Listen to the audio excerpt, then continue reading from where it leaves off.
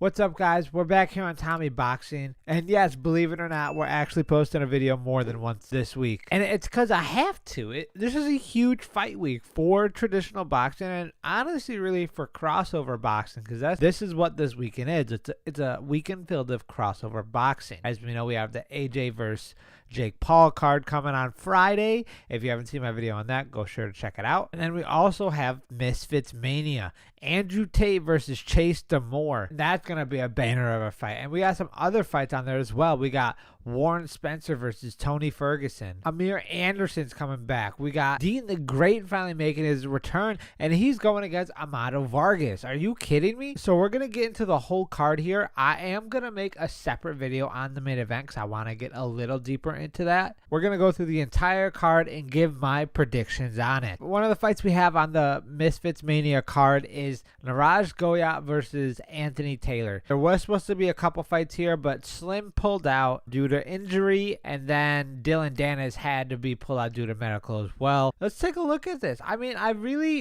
see Niraj as a very volume combination eccentric puncher. I don't really see him as a devastating knockout artist. And then as for Anthony Taylor, on the other hand, he has developed very well in the sport of boxing. He's literally have never said no to any fight ever. He's been a company man for Misfits, and he's never afraid of the smoke. He doesn't duck anyone, so huge kudos to him, especially with his fight against Darren Till.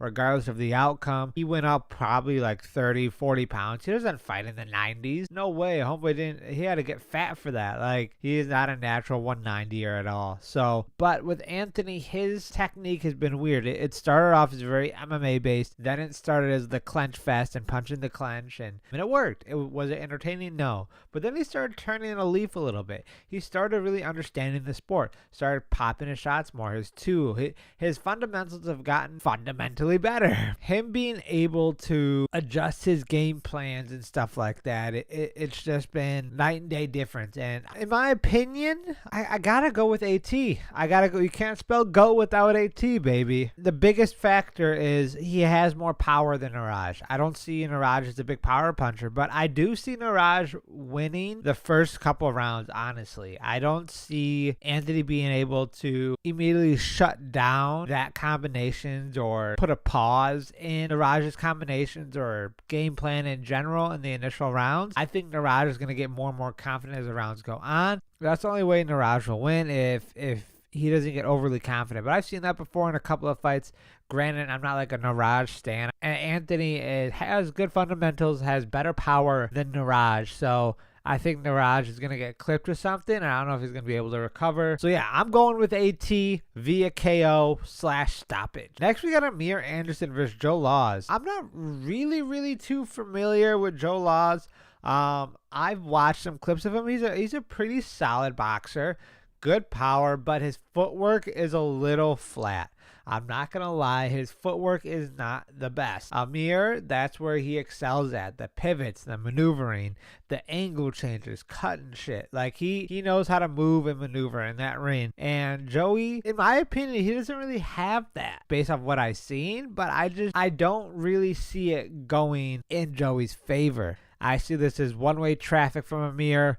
He's going to be very smart. Maybe he'll get a little reckless to kind of showboat for the peoples to where he's going to give Joey an opportunity, if that makes sense, of like where it's now mid-range or in the pocket to where Joey can maybe land a punch, like a really thudding punch to where it could catch Anderson. But honestly, it's probably going to be a body shot. I don't see a chin one. I think a body shot because Joey will see like, oh, I have an opportunity, get a little more open than he should have, and then I think Amir is going to stop him via body. And then we have Ty Emery and Pearl Gonzalez. This one I'm really not 100% on. I've tried to find footage. It's been a little difficult for boxing. The BKFC, I found some stuff, so this is kind of a quick one. I wish both girls the best of luck. I'm going with Pearl just because I found a boxing match of hers. I couldn't find one for Ty. Maybe I was looking in the wrong places, but I just couldn't find anything that wasn't BKFC. It was really hard to find mitts and stuff like that, like an actual like solid clip of mitts. It'll go to decision. I don't see it. I don't see a knockout. Then again, I couldn't find any footage at all. Then we have David Lopez and Joy Barrero, two Mexicans firefight. That one I think is a very slept on fight, just based off of it's two Mexicans going at it. You know they're going to come hot.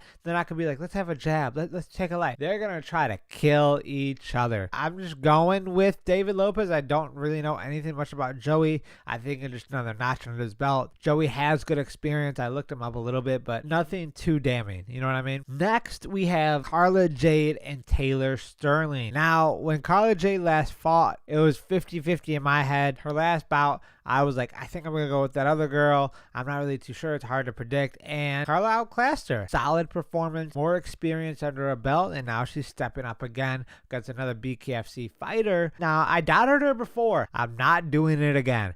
I'm going with Carla Jade this time. I'm not doubting her ever again. I'm just going to go with Carla Jade via decision. Then we have Nick LMAO versus Ben Williams. Hats off to Nick LMAO. Talk about a massive step up. The balls on this guy, insane. Woo! That money must have been good. That check must have hit before he even fought. He's like, Mams, I'm going to need you to cut the check if you want me to fight him. And fair enough. Fair play. He took the fight. I'm very curious to see how he performs. I don't know if it's going to be the underdog Rocky story or if it's going to be Icarus flew too close to the sun. It can go either way, truth be told. So I truthfully believe that Ben Williams is going to win. Now, how? It could be a stoppage, a 60% chance, maybe 70% chance it's a stoppage. But Nick has a solid chance of winning. I haven't seen him fight in a while. I would hope he's been digging deep, really in the trenches, really training hard to get this victory over Ben Williams. That would put a stain on Ben Williams if he lost to Nick LMAO, that, truth be told. But I think it's going to go to Ben,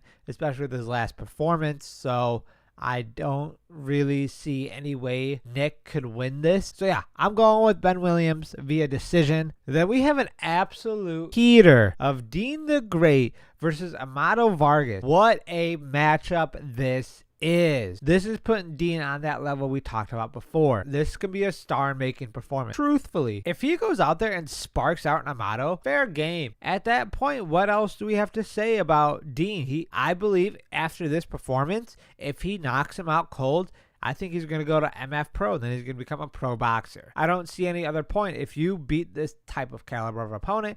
And truth be told, it's a perfect level. It's not too wide of a gap, if that makes sense. I know maybe you're like, whoa, what are you talking about? The Vargas family is goated. I get it. But at the same time, Dean has put in that work and he's beat people who are, quote unquote, have a better resume than him. Dean has that X factor, his power, his twitchiness, his technique in a way, his defense, his slipping. Like, he has all these tools. It's a closer fight than people give Dean credit for. Now, Dean is without a doubt an underdog in this fight. But I also think Amado is kind of underestimating Dean. Maybe. I could be absolutely wrong, but I think he might be underestimating him. Like, he's looking at him like an influencer more than a boxer, which is the wrong thing. Now, I know he fought, was it Dave Fogarty or Conor McGregor's photographer? This one is going to be one I'm definitely going to want to stay in tune for. I mean, this whole card is stacked. There is not a sleeper fight on this one. I'm rocking with Dean for this one. I don't know if it's going to be a decision or a knockout. I think Dean wants a knockout, and I think I can see a knockout. I can see Vargas pushing Dean to the corner and again getting overly confident,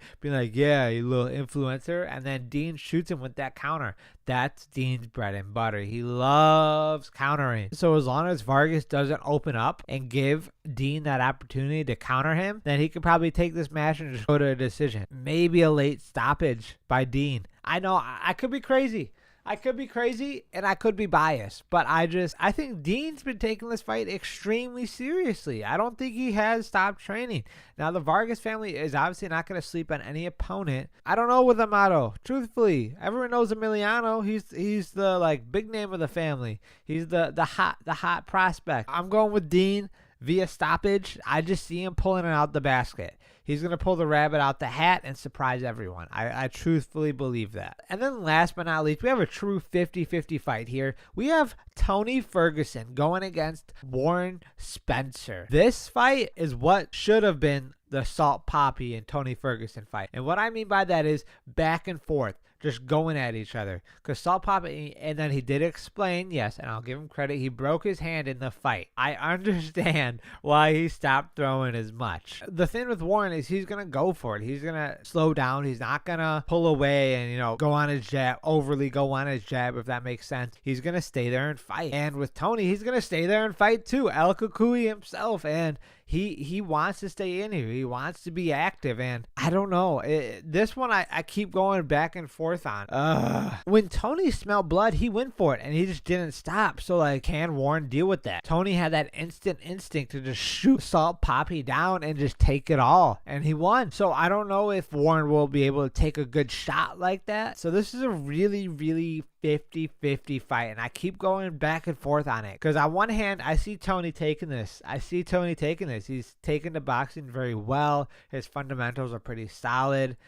His footwork needs a tad bit more work, but that makes more sense due to his MMA background, obviously. But on the other hand, I see Warren taking it. I really do. I see him not letting Tony work as much. He's going to shoot back as much as Tony gives. He's going to match his energy, if not excel it. But then also it comes down to experience as well. Obviously, Tony has tenfold of combat experience compared to Warren, but boxing experience, Warren has more of that. You know what I mean? It's hard. It's really hard to choose here, and I also I'll give credit to Warren too. His promotion's been top notch. Way to promote a fight. All these other influencers, no matter what level, they gotta take notes. I'm gonna go with, and I don't know if I'm gonna regret it, I'm gonna go with Warren Spencer via decision. I don't see a knockout. Tony, I don't know how, but he just has a chin of granite when it comes to boxing because Salt has some serious power. It's gonna be Warren Spencer via decision. That's my prediction. I'm not changing it. I'm sticking with it. I'm sticking with it, baby. But that is my prediction on the Misfits Mania